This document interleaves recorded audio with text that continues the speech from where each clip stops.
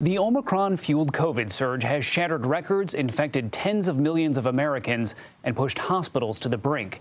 Now it appears to be relenting. There are now an average of about 724,000 new infections a day. That's down 10% over the past week. But it's not all good news because deaths are still rising, now averaging more than 2,000 a day.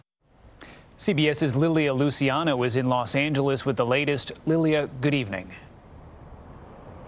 Good evening, Ben. Well, as those new infections are starting finally to plateau, the CDC is now pointing to 3 new studies that showed just how effective vaccine and boosters are at keeping people away from the hospital. Omicron is retreating in parts of the country, but it remains relentless in many hospitals, straining ICUs and pushing some healthcare workers to the brink. This is the worst. It's taking us out with it.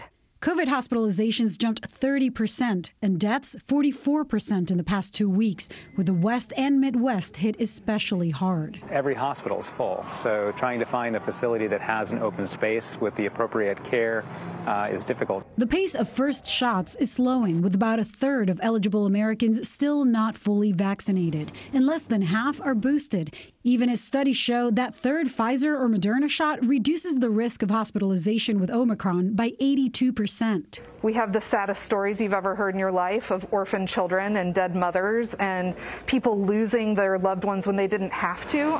Starting today, visitors from Mexico and Canada entering the U.S. by car, train, or ferry must show proof of vaccination. But pushback to vaccine and masking mandates rages on. A Virginia mom is facing criminal charges after making a threat at a school board meeting. My children will not come to school on Monday with a mask on, and I will bring every single gun loaded and ready.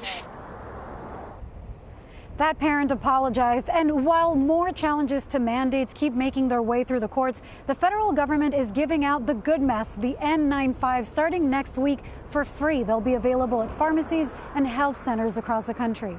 Ben? All right, Lilia, thank you.